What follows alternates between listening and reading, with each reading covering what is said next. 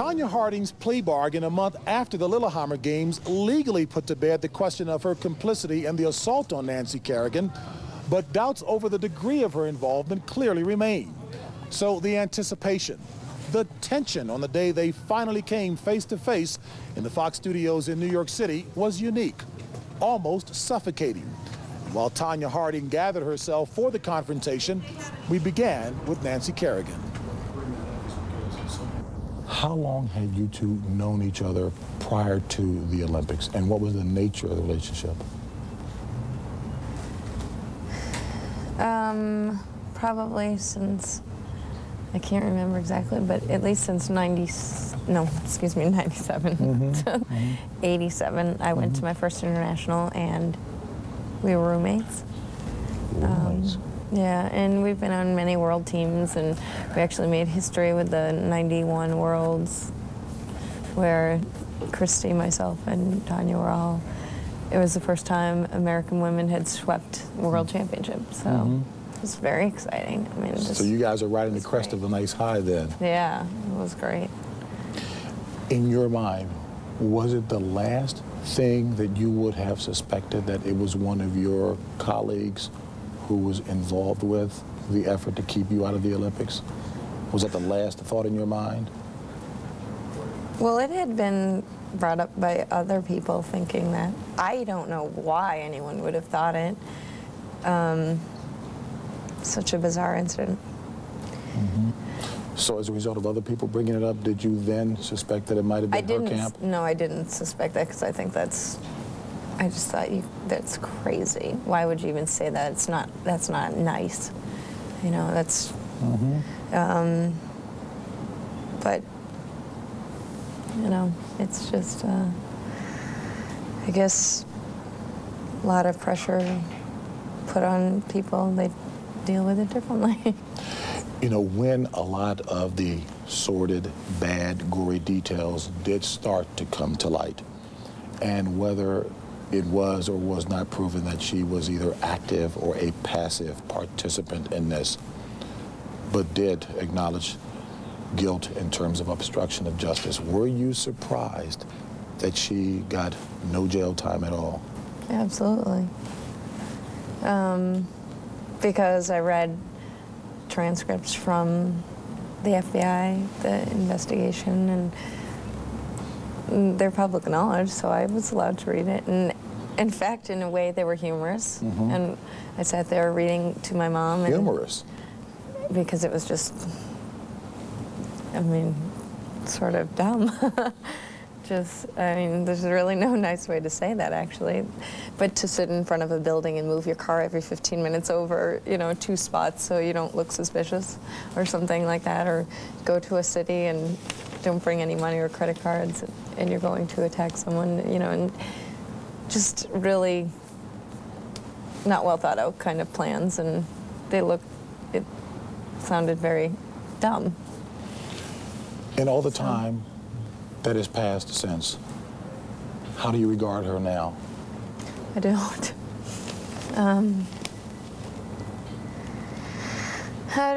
I think probably only think about any of it when asked, or many times people will come up, or young kids that remember, and they were very young then, and they say, oh, and they ask me about my knee and how I am, and will mention what they think of her, and I don't, but sort of, it's in the past.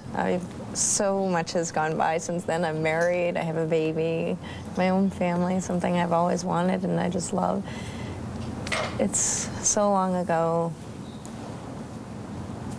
I don't know, I just... Has there ever been a thought, prior to today, of sitting down with her to try and resolve it, to reconcile, to air out the differences? No, not by me. By many people there have been, but I have a lot going in my life that I care about. I never had anything against her personally, so I just don't understand the whole thing, how it all happened. But then afterwards, I guess, just gets a little tense. Understand. Is there any room in your heart for forgiveness? Well, I think from all of it, I just hope that she can learn from that and better her life and not hurt anybody else. Tonya, okay. Hi. How are you? Fine, thanks. Hi.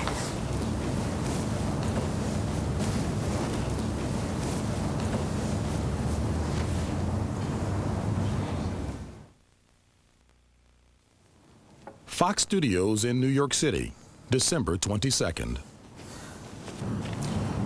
This is the first time that you two have sat face to face since? Nancy, without a doubt, you two have been, are, and will forever be linked to Lillehammer and the incident. How has that impacted your life and skating, you think? Well, I think for skating, the incident, in a bizarre way, has helped the sport because it brought awareness to the sport so many millions of people watched that otherwise would never have. And I think because of that, they watched and enjoyed it and are still fans now of the sport. And they watched because of the so-called rivalry, which I don't think there is any rivalry and never was. And the impact on your life specifically?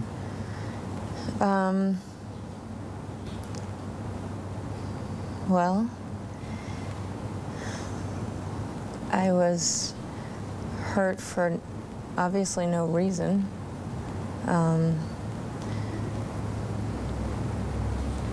Luckily, still got to get well enough in time to go and compete and skate the performances of my life with the help of my family and the world, really. The entire world got behind me. It was just phenomenal how many people were there supporting me, and just I couldn't have gotten through all of it without all of them. A silver All lining. the prayers. A silver lining through adversity. Yes. What about you, Tonya? How has it impacted your life and skating from your perspective? Well, it was really hard because my whole life I always built everything around my skating career, and I lost everything. I mean, I lost my life and my career and everything else, and it's been really, really hard. But first of all, I'd like to say that congratulations on your marriage and everything else and your new baby. You look great. It's just been really, really difficult. But I go on, and I'm sure as is Nancy, she just wants the whole thing to just go away. Just, she started a new life, and, just let everything just go away. Has it gone away? No, not at all, not at all. How much do you think about it? How often do you think about it? I think about it every day. I mean, I come across people that come up every single day and say something to me, and so it's always really hard to deal with it. Have you grown apathetic with respect to those responses? Do you understand why people continue to ask? How do you deal with it? Is it painful? It's very painful. I mean, Nancy, I want to apologize again for being in the wrong place at the wrong time, around the wrong people. If I would have known anything, in the beginning, I would have done anything I could to stop it. Anything. I mean, I would have dropped everything I had in my whole life to do that. I mean, I say that from the bottom of my heart. I really do. I really do.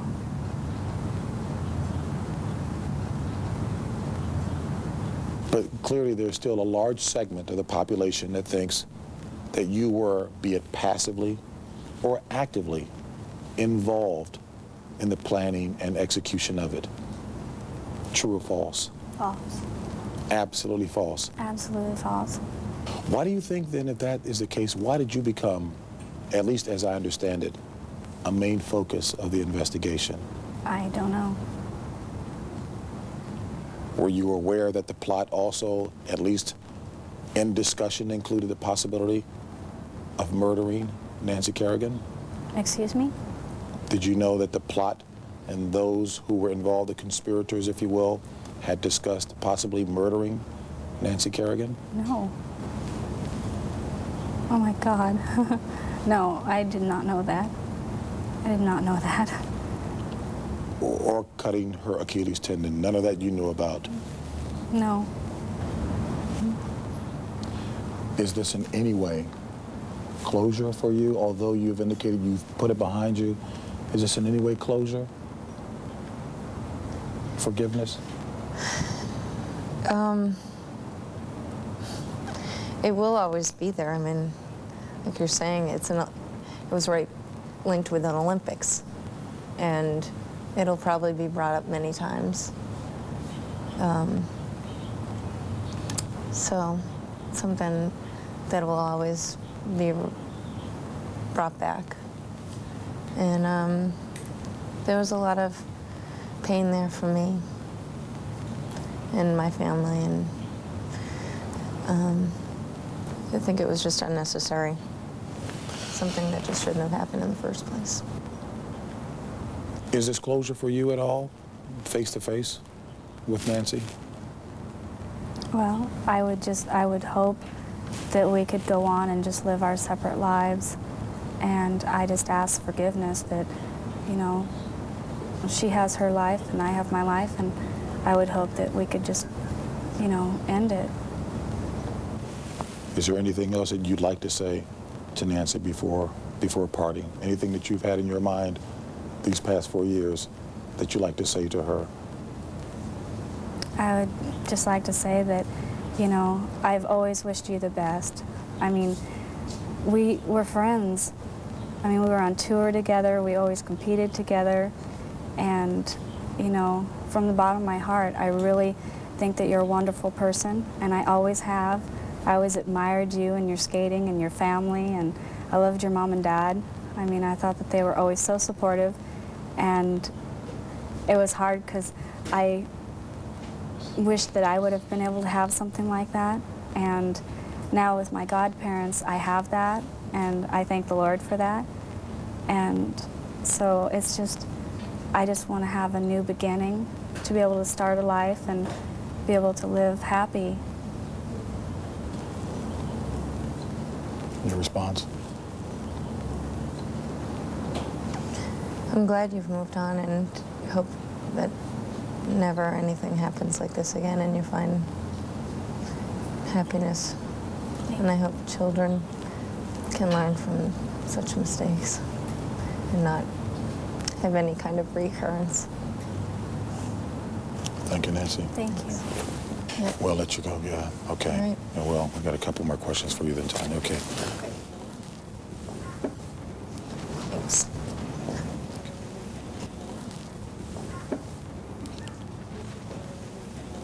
And with that, an incredibly emotional day for Nancy Kerrigan had come to a close. She had faced Tonya Harding.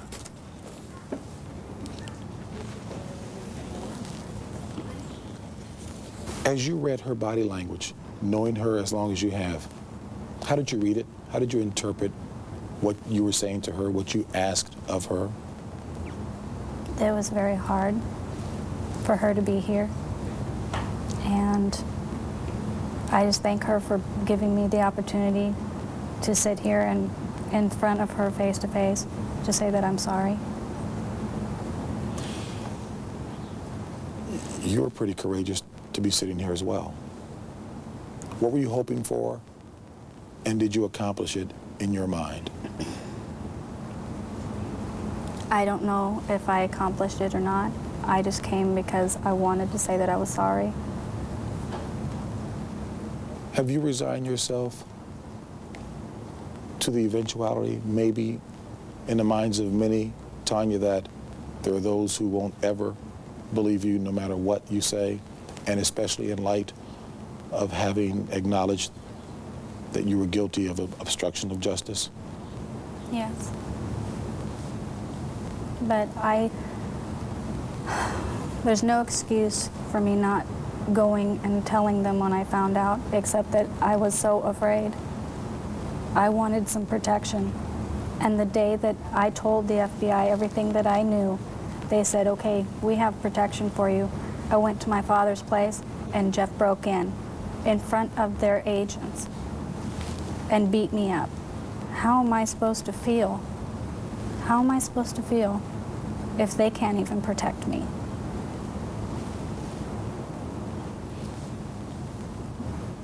The people who were involved in your life, any of them involved in any way, shape, form, or fashion in your life now? No. No one.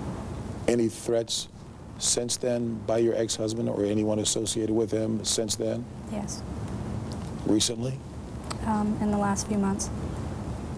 Specifically? I've had phone calls on my phone. Threatening you? Yes. How so? Calling me bad names, telling me to watch out, and hanging up. A nightmare that won't die? I don't think so. If you could ever hope for closure on this from your perspective, Tonya, what would it be? How would it end up? That I can just live peacefully, happy, and have forgiveness from Nancy and her family. My final question then, Tonya. When all is said and done, and you're at life's end, can you leave this earth comfortable in the knowledge that you had no hand, actively or passively, in the attack, and that what you're asking for, not only in the way of forgiveness from her, but maybe from others as well, is genuine and should be given? I believe so, because the Lord knows where my heart is, and the Lord is the only one who knows the whole truth. And your heart is where, and that truth is? The truth is that I believe that I will go to heaven because He believes in me. Because you had nothing to do with it. I had nothing to do with it. Thank you very much, Tonya. Thank you.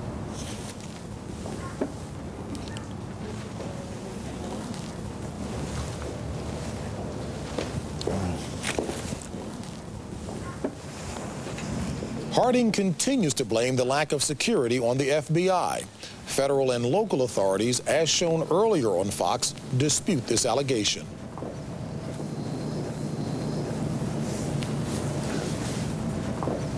Was there closure?